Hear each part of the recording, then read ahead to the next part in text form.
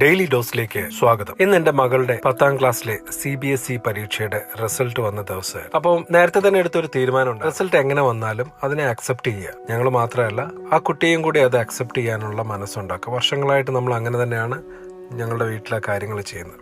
അതിനോട് ചേർന്ന് വേറൊരു കാര്യം, അടുത്തിടെ വായിച്ച ഒരു ചെറിയ ഒരു വ്യക്തിയുടെ കഥ കൂടി പെട്ടെന്ന് മനസ്സിലേക്ക് വന്നു. നിങ്ങളെല്ലാവരും മമ്മൂട്ടിയുടെ അമരം എന്ന് പറയുന്ന സിനിമ കണ്ടിട്ടുണ്ടായിരിക്കും. അതില് സ്വന്തം മകളെ ഡോക്ടറാക്കാൻ ആഗ്രഹിച്ച് നടക്കാതെ പോയ ഒരു അച്ഛൻ്റെ വേദന നമ്മളെല്ലാവരും ആ സിനിമയിൽ കണ്ടതാണ്.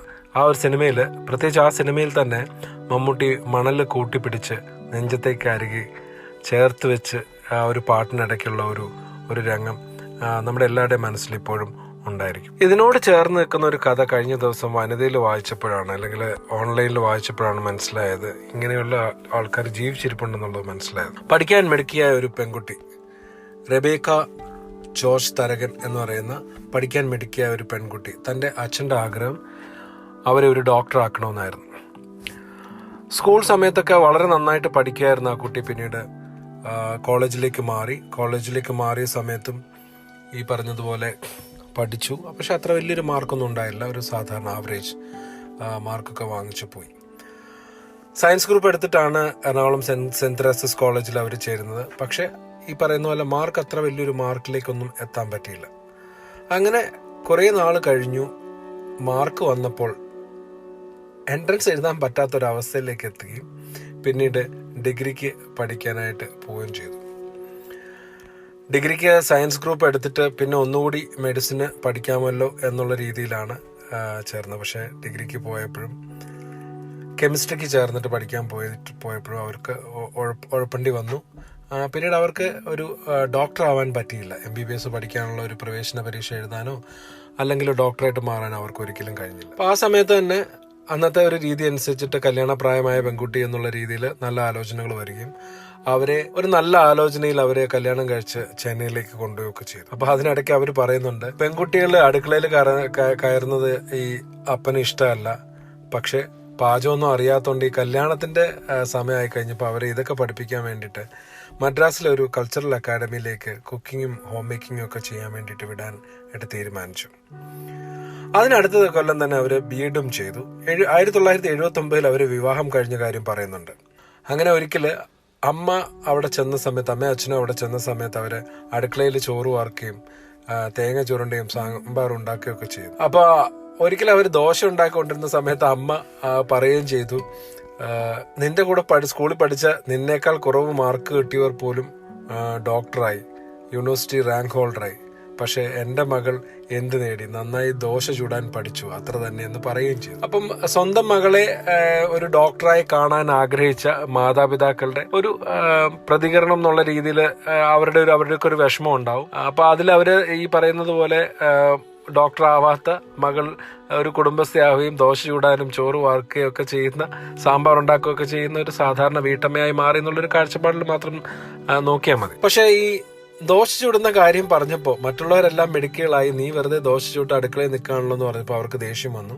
അന്ന് തന്നെ അവരെന്ത് ചെയ്തു, അവർക്ക് ബാക്കിയുള്ള കാര്യങ്ങളിലൊക്കെ മാർക്ക് കുറവായിരുന്നെങ്കിലും ഫ്രഞ്ച് ഭാഷയ്ക്ക് മാത്രം അവർക്ക് നല്ല മാർക്കുണ്ടായിരുന്നു. അപ്പൊ അവര് തീരുമാനിച്ചു ഫ്രഞ്ച് ഭാഷയിൽ ഉപരിപഠനം നടത്താനായിട്ട് തീരുമാനിച്ചു. അങ്ങനെ അവര് ചെന്നൈയിലെ സാന്തോം എന്ന് പറയുന്ന സ്ഥലത്തിനടുത്തുള്ള ഒരു അലയൻസ് ഫ്രാൻസ് എന്ന് പറയുന്ന സ്ഥലത്ത് പോയി അവിടെ ചെന്നിട്ട് ഫ്രഞ്ച് പഠിക്കാൻ തുടങ്ങി. ക്ലാസ്സിലെ കുട്ടികൾ എല്ലാവരും ക്യാൻറ്റീനിൽ ഒന്നിച്ചപ്പോൾ അവരോട് ചോദിക്കുന്നുണ്ട്, എന്തിനാണ് ഫ്രഞ്ച് പഠിക്കുന്നതെന്ന് അവരോട് ചോദിച്ചു ബാക്കിയുള്ളവരൊക്കെ. അപ്പൊ ബാക്കിയുള്ള ആൾക്കാരൊക്കെ പറഞ്ഞു അവര് സമയം കളയാനും രസിക്കാനും ഒക്കെ വന്നതാണെന്ന് പറഞ്ഞു. പക്ഷെ നമ്മുടെ റെബേക്ക കഥാനായിക പറഞ്ഞു, ഞാൻ സീരിയസ് ആയിട്ട് പഠിക്കാൻ വന്നതാണ് എന്ന് പറഞ്ഞു. അങ്ങനെ അവര് ഉയർന്ന മാർക്കോട് കൂടി അവിടെ നിന്ന് ഫ്രഞ്ച് പഠിക്കുകയും അതിനടുത്ത കോഴ്സ് അവിടെ നിന്ന് ചെയ്യുകയും ചെയ്തു. അപ്പൊ ആ സമയത്ത് തന്നെ മദ്രാസ് യൂണിവേഴ്സിറ്റിയിലെ MA ഫ്രഞ്ച് കോഴ്സ് ആരംഭിക്കുന്നു എന്നുള്ളൊരു കാര്യം അവര് പത്രത്തിൽ നിന്ന് അറിഞ്ഞു. അതിന് ഇന്റർവ്യൂവിന് ചെന്നപ്പോൾ ആ പ്രൊഫസർ പറഞ്ഞു, ഇത് വളരെ ബുദ്ധിമുട്ടുള്ള കോഴ്സാണ്, നിങ്ങളൊരു വീട്ടമ്മയാണ്, നിങ്ങൾക്ക് 2 കുട്ടികളുണ്ട്, അപ്പോൾ അതുകൊണ്ട് നിങ്ങൾക്ക് ഇത് തുടരെ പഠിച്ച് മുമ്പോട്ട് പോകാൻ പറ്റുമോ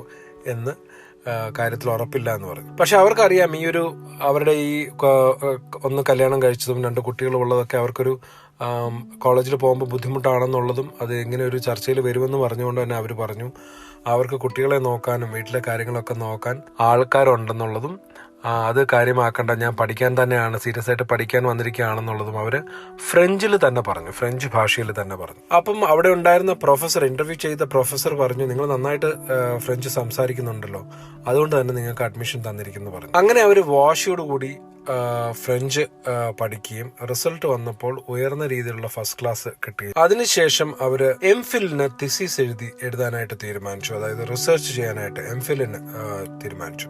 അപ്പൊ ആ സമയത്തൊക്കെ അവരൊരു സാധാരണ വീട്ടമ്മ എന്നുള്ള രീതിയിൽ ഒരുപാട് ബുദ്ധിമുട്ടുകളൊക്കെ അനുഭവിക്കുകയും അവർക്ക് ഒരു സമയത്ത് തിസീസ് സബ്മിറ്റ് ചെയ്യാൻ ചെന്ന സമയത്ത് അതിലുള്ള അക്ഷരത്തെറ്റുകൾ കണ്ടിട്ട് പ്രൊഫസർ പറഞ്ഞു, ഇത് എനിക്ക് സ്വീകരിക്കാൻ പറ്റില്ല എന്ന് പറഞ്ഞു. പക്ഷെ അവരുടെ ഉദ്യമം അവിടെ പാഴായി പോകുന്നില്ല. പ്രൊഫസർ തന്നെ പറഞ്ഞു, ഉപാധികളോടുകൂടി, അതായത് ഫൈൻ അടച്ച് 3 മാസത്തിനകം വൃത്തിയായി എഴുതി കൊണ്ടുവന്നു കഴിഞ്ഞാൽ ഇത് സ്വീകരിക്കാൻ പറ്റും എന്ന് പറഞ്ഞു. അങ്ങനെ തെറ്റുകളൊന്നും ഇല്ലാതെ ടൈപ്പ് ചെയ്ത് തിരിച്ചവര് കൊണ്ടുവന്നു. അങ്ങനെ അവര് ആ ഒരു എംഫിൽ അവര് മുഴുവൻ തീർക്കുകയും അവരൊരു ഡോക്ടറേറ്റ് ബിരുദം നേടുകയും ചെയ്തു.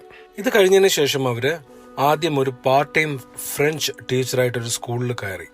പിന്നീട് 1990 ചെന്നൈയിലെ ലയോള കോളേജിൽ ലെക്ചറായി. പിന്നീടുള്ള 25 വർഷങ്ങൾക്കിടയിൽ ഡീനായി, പ്രൊഫസറായി, head of the department of foreign languages ആയി. അതിനുശേഷമാണ് ഈ എംഫിൽ കരസ്ഥമാക്കിയത്. അപ്പോൾ ഒരു വളരെ സാധാരണക്കാരിയായ ഒരു സ്ത്രീ എങ്ങനെയാണ് ഇത്രയും വലിയൊരു പദവിയിലേക്ക് എത്തിയെന്നുള്ളൊരു കഥ കൂടിയാണിത്. അപ്പൊ ഇതിന്ന് അവര് പറയുന്നത് എന്താന്ന് വെച്ച് കഴിഞ്ഞാൽ, അവർ ഈ ഫ്രഞ്ച് ഭാഷയിൽ ഡോക്ടറേറ്റ് നേടുകയും ഫ്രഞ്ച് ഭാഷയിൽ ഡോക്ടറേറ്റ് നേടുന്നതെന്ന് എം മുകുന്ദന്റെ നോവലുകളിലെ കൊളോണിയലിസവും സാർത്ര, കാമു എന്നീ ഫ്രഞ്ച് സാഹിത്യകാരന്മാരുള്ള താരതമ്യ പഠനം എന്നുള്ളൊരു വിഷയത്തിലാണ് ചെയ്തത്. അപ്പൊ അതില് എന്തായാലും അവരുടെ കഠിന പ്രയത്നം കൊണ്ട് അവര് ഒരു മെഡിക്കൽ പ്രൊഫഷണൽ, ഒരു മെഡിക്കൽ ഡോക്ടർ ആയില്ലെങ്കിലും അവസാനം അവര് ഒരു എംഫിൽ നേടി അവരൊരു ഡോക്ടറായി. അച്ഛന് മകളെ ഒരു ഡോക്ടറായി തന്നെ കാണാൻ അവർക്ക് കഴിഞ്ഞു. അപ്പൻ അത് മരണത്തിന്റെ വാർഷികത്തിലാണ് അവരത് പത്രത്തിൽ അപ്പന്റെ ഫോട്ടോ ഇട്ടിട്ട് അതിന്റെ അടിക്കുറിപ്പായിട്ടാണ് അവർ എഴുതിയിരിക്കുന്നത്. അപ്പ മെഡിക്കൽ ഡോക്ടറാകാൻ കഴിഞ്ഞില്ലെങ്കിലും PhD ചെയ്ത് ഞാനൊരു ഡോക്ടറായി, അപ്പന് വേണ്ടി മാത്രം എന്ന് പറയുന്നു. അപ്പോ ഞാൻ പറയാൻ ഉദ്ദേശിച്ചത് വേറൊന്നുമല്ല, എൻ്റെ മകളുടെ ഇന്നത്തെ റിസൾട്ട് വന്നു കഴിഞ്ഞപ്പം എനിക്ക് അങ്ങനെയുള്ള പ്രതീക്ഷകളോ ഒന്നും നമ്മളുടെ മക്കളുടെ മേളിൽ വെക്കാൻ പാടില്ല എന്നുള്ളതാണ് എൻ്റെ ഒരു ആഗ്രഹം.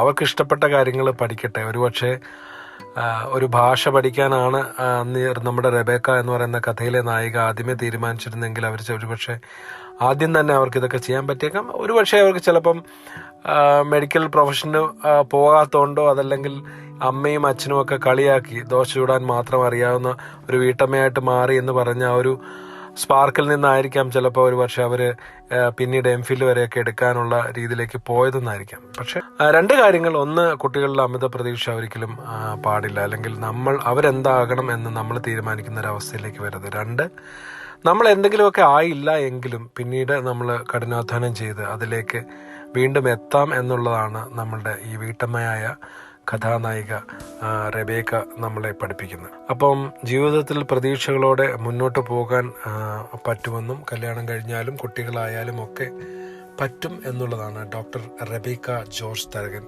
പഠിപ്പിക്കുന്നത്. വളരെ യാദൃച്ഛികമായിട്ടാണ് ഞാൻ ഈ കഥ മലയാള മനോരമയുടെ വനിതയിൽ ഓൺലൈനിൽ വായിക്കുന്നത്. ഇത് വളരെ ഇൻസ്പയറിംഗ് ആയി തോന്നി, അതിവിടെ ഷെയർ ചെയ്യണമെന്ന് തോന്നി. ഡെയിലി ഡോസിൽ ഈ ടോപ്പിക് നിങ്ങൾക്ക് ഇഷ്ടമായി എന്ന് കരുതട്ടെ. ഒരിക്കൽ കൂടി നന്ദി.